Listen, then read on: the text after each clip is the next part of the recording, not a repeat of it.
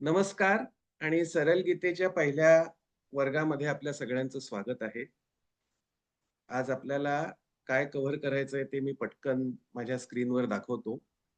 मला आशा आहे की आपण माझा स्क्रीन बघू शकतो.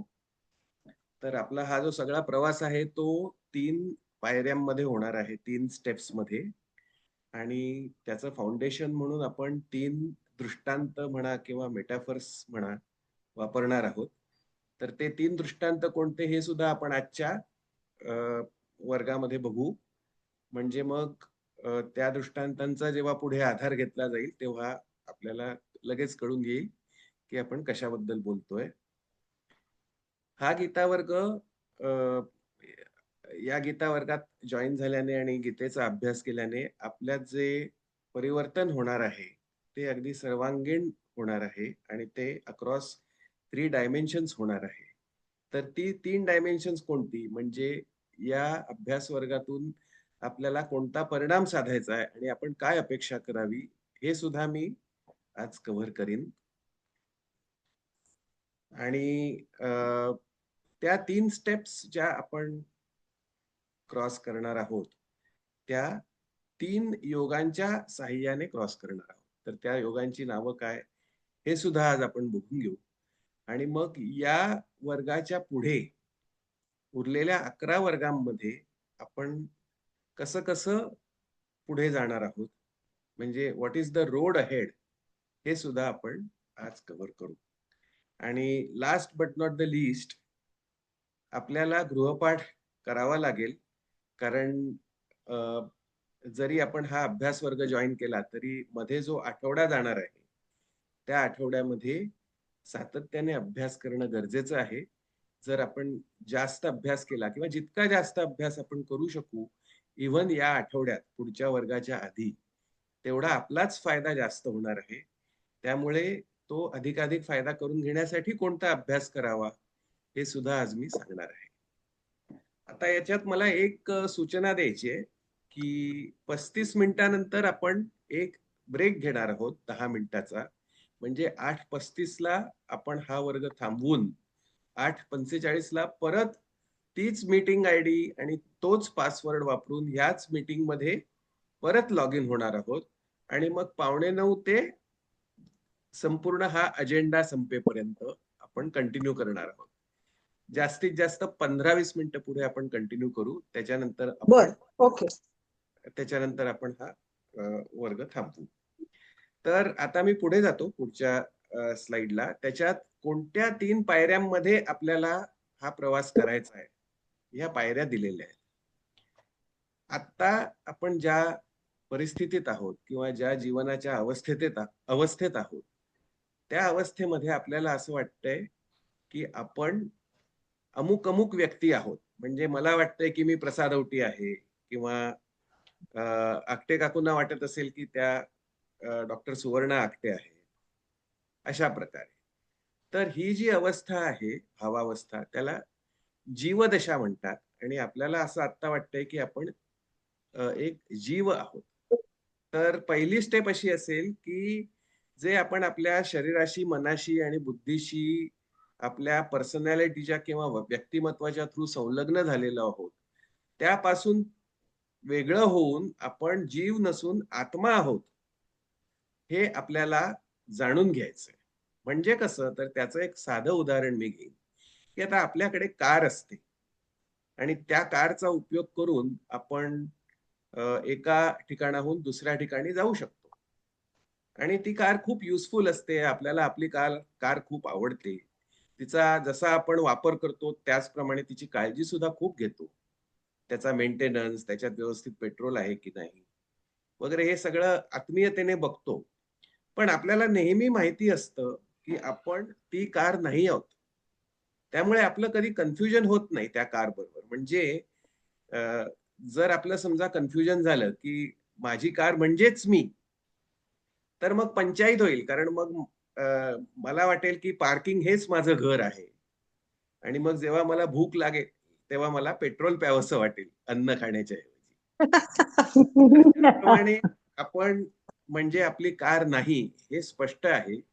त्याप्रमाणे शरीर, मन, बुद्धी हे जे सगळे आपल्याला रिसोर्सेस दिलेले आहेत देवाने म्हणा, निसर्गाने म्हणा, ते सुद्धा आपल्याला आपल्या प्रवासासाठी दिलेले आहेत. आणि त्यांचा उपयोग करून आपण आत्ता ज्या ठिकाणी आहोत, त्या ठिकाणाहून मोक्षाकडे जाणार आहोत.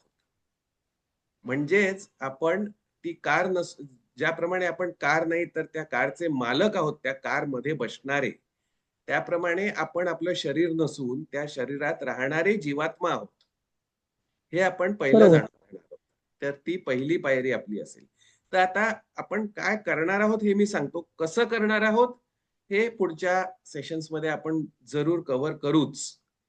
आणि त्याच्यासाठी काय अभ्यास करायचा, काय गृहपाठ करायचा, काय साधना करायची, हे सुद्धा मी तुम्हाला सांगणार आहे. आणि मी सुरुवातीला म्हटल्याप्रमाणे जितकं तुम्ही ते जास्त कराल, तितकं तुम्ही जास्त तुमचा फायदा होईल. कारण एखाद्या प्रवासात आपण जितक्या वेगाने आणि जितक्या सातत्याने पुढे जाऊ, तेवढं जास्त अंतर कव्हर केलं जातं. त्याप्रमाणे बरोबर.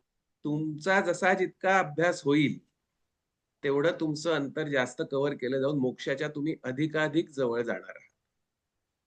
तर ही पहिली पायरी झाली. आता दुसरी पायरी काय असेल, की जीवात्मा टू परमात्मा.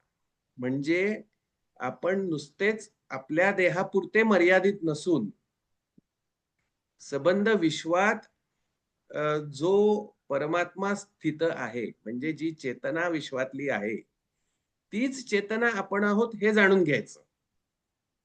आता याच्यासाठी पण मी एक उदाहरण घेईन, की आपण इलेक्ट्रिसिटीचा आपल्या अ, आयुष्यात खूप उपयोग करतो. खूप इलेक्ट्रिकल अप्लायन्सेस वापरतो. म्हणजे कसं, की कॉम्प्युटरमध्ये आपल्या इलेक्ट्रिसिटी असते किंवा आपल्या घरी जो आता रात्री दिवा लागलेला आहे तिथे इलेक्ट्रिसिटी आहे किंवा जर कुठे उकडत असेल तर आपण पंखा लावू किंवा एसी लावू, त्यात इलेक्ट्रिसिटी असणार आहे.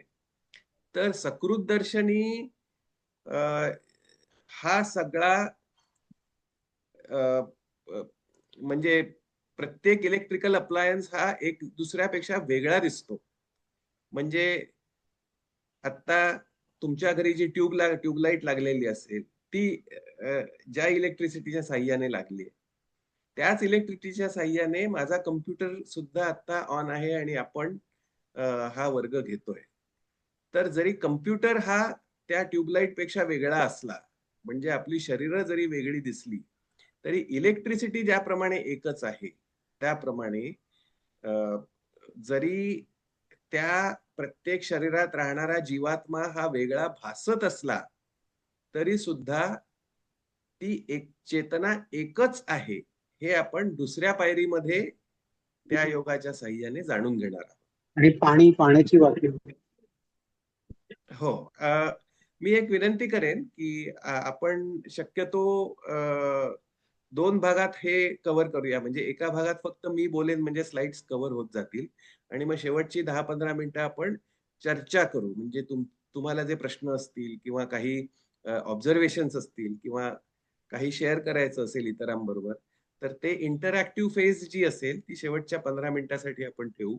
म्हणजे आपल्याला जे कव्हर करायचं ते कव्हर मला करता येईल पहिल्या 45 मिनिटात आणि मग नंतरच्या 15 मिनिटात तुम्हाला सुद्धा सहभाग घेता येईल आणि सगळ्यांनाच एकत्रितपणे बोलता येईल. तिसरी स्टेप जी आहे, ती आपल्याला घ्यायची नाहीये. द्वैत टू अद्वैत. म्हणजे अ, आता आपण डायव्हर्स जगात राहतोय, जिथे खूप डायव्हर्सिटी आहे.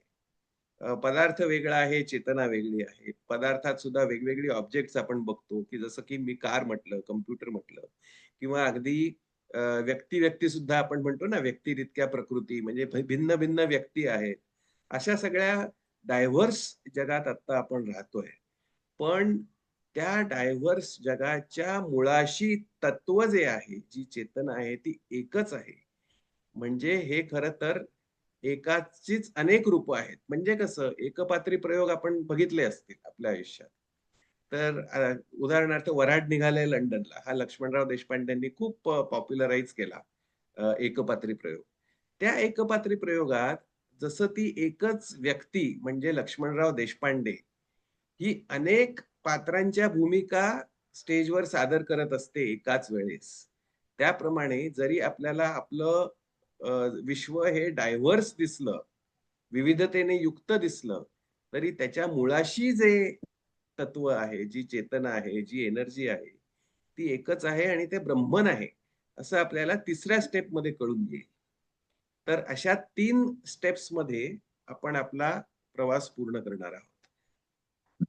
आपल्याला जर काही प्रश्न असले तर त्याची नोंद करा किंवा काही जर कमेंट्स करायचे असतील तर त्याची नोंद करा एका वहीवर आत्ताच आणि मग या शेवटच्या 15 मिनिटात आपण तुमचा प्रत्येक प्रश्न आणि चालेल. तुमचं प्रत्येक ऑब्झर्वेशन नक्की डिस्कस करू.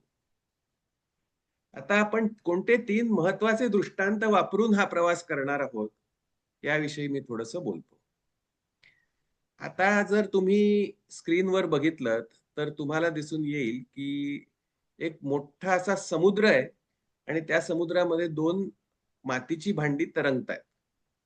इथे थोडंसं मी तुम्हाला तुमची कल्पनाशक्ती वापरायला सांगेन, की असं इमॅजिन करा, की ही भांडी मातीची नसून ती बर्फाची झालेली आहेत आणि ज्या बर्फाची ती भांडी झालेली आहे, त्या बर्फासाठी जे पाणी लागतंय, ते या समुद्रातूनच घेतलं गेलेलं आहे.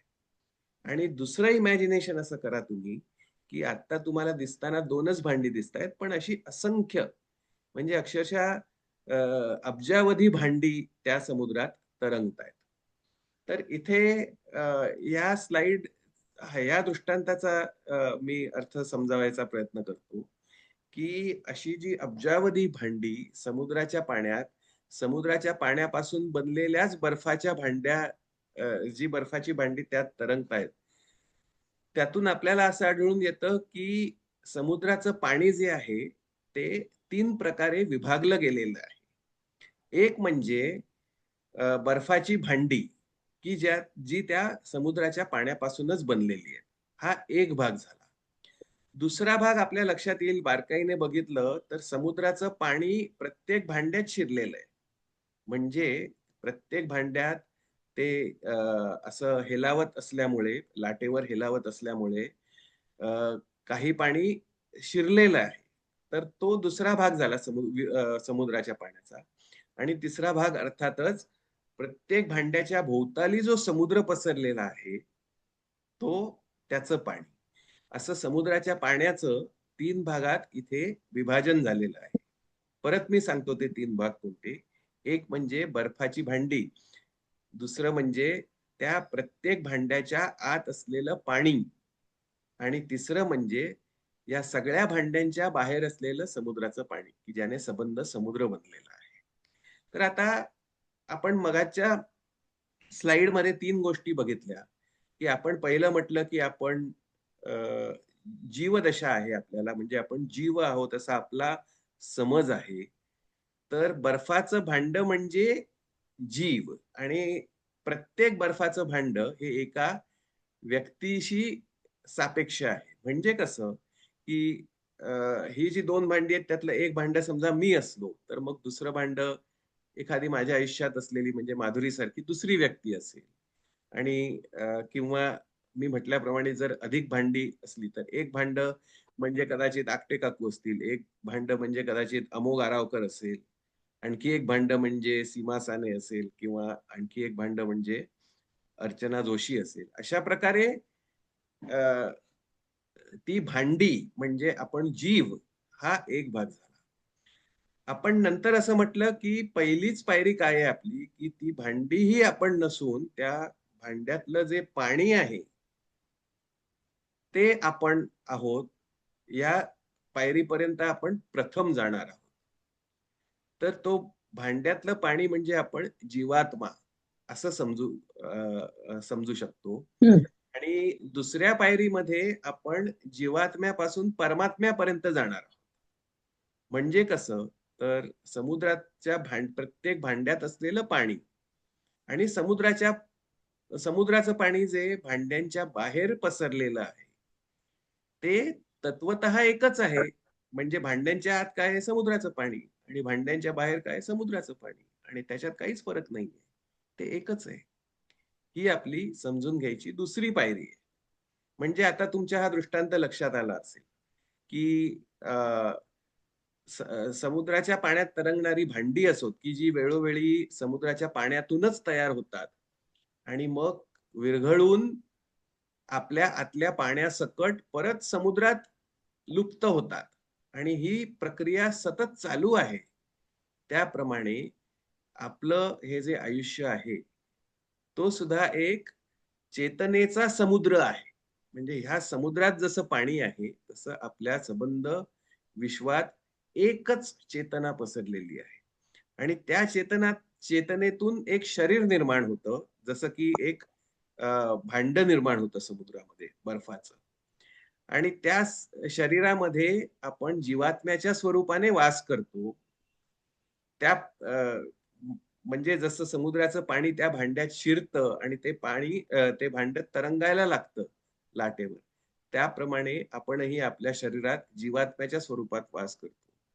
आणि ते होत असताना आजूबाजूला जसं समुद्राचं पाणी कायम पसरलेलं असतं, तसं जरी आपण आपल्या शरीरात राहत असलो, तरी तीच चेतना आपल्या अवतीभोवती सुद्धा पसरलेली आहे.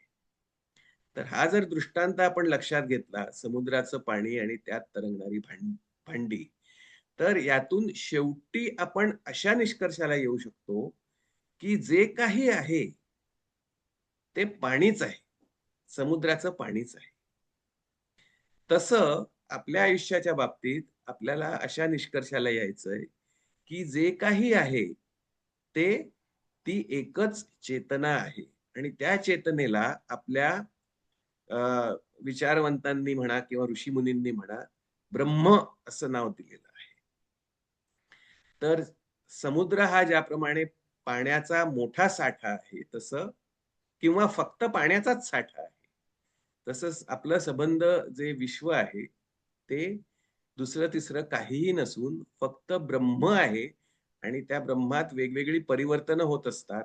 त्याप्रमाणे मग त्या ब्रह्माचं कधी शरीर होतं, कधी त्या शरीरात राहणारा आत्मा होतो आणि मग त्यांचा कार्यभाग संपला, की मग ते विरघळून परत अ, ब्रह्माच्या या समुद्रात आपण लुप्त पावतो. तर हा प्राप्त. पहिला दृष्टांत लक्षात घेतला, की आपल्याला बऱ्याचशा गोष्टी पुढे सुलभपणे उलगडत जातील. आता आपण आपल्या दुसऱ्या दृष्टांतापाशी येऊया. आता जे स्क्रीनवर दिसतंय, ते तुम्हाला फार सोपं आहे, काय आहे हे सांगणं. खूप वर्षांपूर्वी म्हणजे 50 एक वर्षांपूर्वी शोले हा पिक्चर आला होता. त्या शोलेचं हे पोस्टर आहे.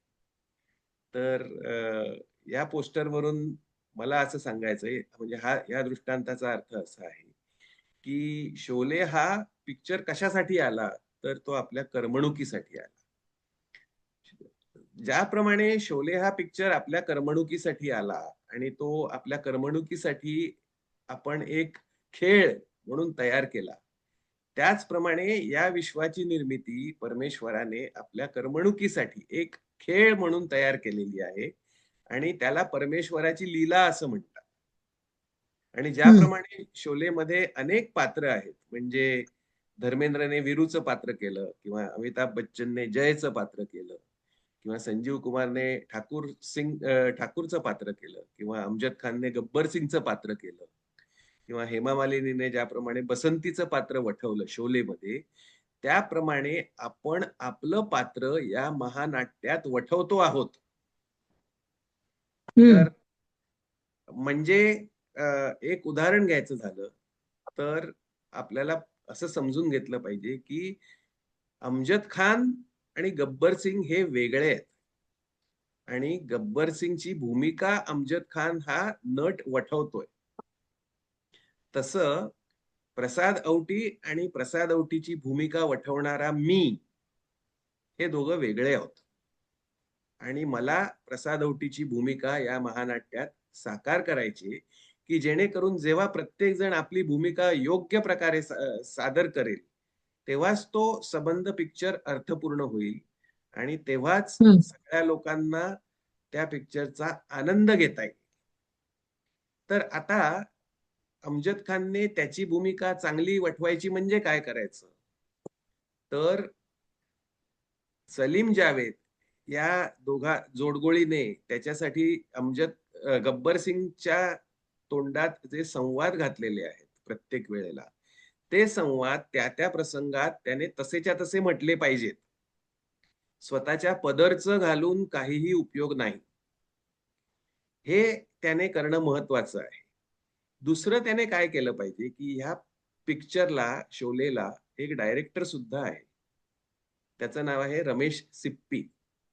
आणि हे जे दिग्दर्शक आहेत रमेश सिप्पी साहेब, ते काय सांगतात, की तुम्ही तुमच्यासाठी, तुमच्या कॅरेक्टरसाठी लिहिलेला डायलॉग त्या प्रसंगात म्हणत असताना तुमचा अभिनय कसा असावा? म्हणजे तेव्हा जेव्हा गब्बर सिंग ओरडून विचारतो सांबाला, की "अरे ओ सांबा, कितने आदमी थे?" तेव्हा रमेश सिप्पीने अमजद खानला नक्कीच सांगितलं असणार, की "तुझ्या आवाजात जरब दिसू दे."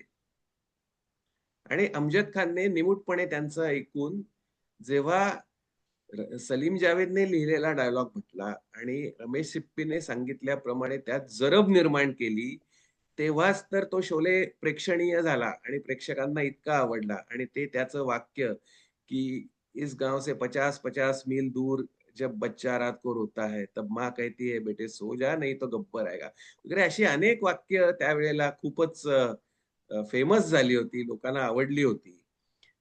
इथे सांगायचा मुद्दा असा, की गब्बर सिंग आणि अमजद खान हे वेगळे असले, तरी गब्बर सिंग हा अमजद खानने वठवलेलं एक पात्र आहे आणि अमजद खानने ते कसं वठवलं पाहिजे, तर सलीम जावेदने म्हटलेले डायलॉग हुबेहूब तसेच म्हणून आणि रमेश सिप्पींनी केलेलं दिग्दर्शन हुबेहूब त्या सगळ्या त्यांच्या सूचनांबरहुकूम पाळून प्रत्येक प्रसंग नेटाने वठवला आणि नुसतं अमजद खाननेच तसं न करता धर्मेंद्र, अमिताभ, हेमा मालिनी, जया भादुरी, संजीव कुमार हे सगळेच जेव्हा या पद्धतीने आपली भूमिका नेटाने वठवतील, तेव्हाच तो अतिशय सुंदर पिक्चर होऊ शकतो.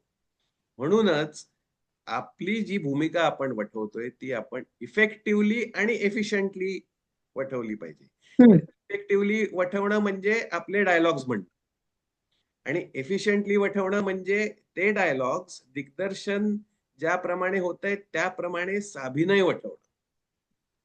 ह्या 2 गोष्टी आपण पाळल्या, तर गीतेच्या मते आपण स्वधर्म पाळला असं होतं. तर आता कसं ओळखायचं, की माझ्या कॅरेक्टरसाठी कोणत्या लाईन्स माझ्यासाठी लिहिल्या गेलेल्या आहेत आणि त्या लाईन्स म्हणताना माझा अभिनय झाला पाहिजे, या सूचना कोण देतं? कुठे देतं? हे कसं ओळखायचं? म्हणजेच माझा स्वधर्म काय हे मला कसं कळेल आणि तो स्वधर्म मी कसा पाळायचा हे मला कोण सांगेल? या दोन्ही प्रश्नांची उत्तरं आहे गीता. भगवद्गीतेत तुमचा स्वधर्म कसा ओळखायचा हे सांगितलेलं आहे आणि तो कसा पाळायचा हे सुद्धा सांगितलेलं आहे. आणि हे जर तुम्ही पाळलत आणि आपल्या आजूबाजूच्या प्रत्येकाने जर त्याचा स्वधर्म जरी नुसता केला, तरी शोले हा प्रचंड हिट होऊ शकतो पिक्चर. कारण तो तसाच चांगला लिहिला गेलेला आहे आणि बनवला गेलेला आहे. तर हे आपलं जे जीवन आहे, ते सुद्धा महानाट्य आहे आणि त्या महानाट्यात आपण आपली भूमिका योग्य पद्धतीने वठवायला पाहिजे. हे या पोस्टरवरून मला सांगायचंय. तर आपण पुढच्या मेटाफरकडे जाऊ. गीतेचा आपल्या आयुष्यात कसा उपयोग करावा? तर गीतेचा उपयोग आपल्या आयुष्यात नकाशासारखा करावा. आता Google मॅप्स तर हल्ली आपण सगळेजण वापरतो. मी आता कोथरूडला अजंठा एव्हेन्यूमध्ये राहतो आणि समजा मला पुणे स्टेशनला जायचंय. तर मग मी कसा जाणार? तर मी लगेचच Google मॅप काढीन आणि त्या Google मॅपवर माझं म्हणजे तुम्हाला डाव्या बाजूच्या कोपऱ्यात वर दिसू शकेल, की माझं निघण्याचं स्थान आणि गंतव्यस्थान हे दोन्ही दिल्यावर सगळ्यात ऑप्टिमल रूट काढून मला Google मॅप दाखवतं, की प्रसाद तू या रस्त्याने जा म्हणजे तू लवकरात लवकर पोहोचू शकशील पुणे स्टेशनला. तर अ, गीतेचा नकाशा असा आहे, की आपल्या स्वभावानुसार आपल्याला कळतं, की आपण कुठे आहोत. आत्ता आयुष्याच्या प्रवासात, मोक्षाच्या प्रवासात आणि आपल्याला जायचं कुठे म्हणजे मोक्ष म्हणजे दुसरं-तिसरं काही नसून highest possible state of being म्हणजे मस्त आपल्याला वाटत कायम राहणं, पूर्णपणे मस्त वाटत राहणं, याचंच नाव मोक्ष. आणि तो याच जन्मात आपल्याला लवकरात लवकर साध्य कसा करायचा आहे, हे आपल्याला गीता शिकवते आणि गीतेचा नकाशासारखा उपयोग करता येतो. आता हा जो निळा मार्ग तुम्हाला दिसतोय, जो मला Google मॅपने दाखवलेला आहे, माझ्या आत्ताच्या स्थानापासून ते पुणे स्टेशनपर्यंत. तर तो मार्गक्रमण करण्यासाठी जर तुम्ही डाव्या बाजूच्या पॅनेलमध्ये बघितलं, तर 3 व्हेइकल्स दाखवलेली आहेत. एक म्हणजे मोटरसायकल दाखवलेली आहे, दुसरं म्हणजे कारने मला 31 मिनिटं लागतील असं सांगितलेलं आहे आणि जर मी मेट्रो घेतली तर मला 37 मिनिटं लागतील असं पण Google मॅप मला दाखवतो. हे प्रत्येक वाहन म्हणजे योग आहे. योगाचे जसे वाहनांचे खूप प्रकार आहेत, मोटरसायकल, कार, मेट्रो, तसे योगाचेही असंख्य प्रकार आहेत. उदाहरणार्थ भक्तियोग, ज्ञानयोग, कर्मयोग वगैरे, वगैरे. आणि त्यात आपल्या स्थानाला कोणतं वाहन उपलब्ध आहे आणि आपण लवकरात लवकर त्या वाहनाचा उपयोग करून गंतव्यस्थानापर्यंत कसं पोहोचायचं, हे मार्गदर्शन आपल्याला गीता करते. म्हणूनच तिचा मॅप सारखा, नकाशासारखा किंवा Google मॅप सारखा उपयोग करून घेता येतो. आता ह्या चर्चेवरून तुमच्या 2 गोष्टी लक्षात आल्या असतील. पहिली म्हणजे अ, आपल्या गंतव्यस्थानापर्यंत जो रस्ता नेतो त्याला धर्म म्हणतात. म्हणजे डिपेंडिंग ऑन तुम्ही कुठे आहात पुण्यामध्ये. म्हणजे कोथरूडमध्ये असाल तर एक वेगळा मार्ग तुम्हाला मॅप दाखवेल पुणा स्टेशनला जायचा.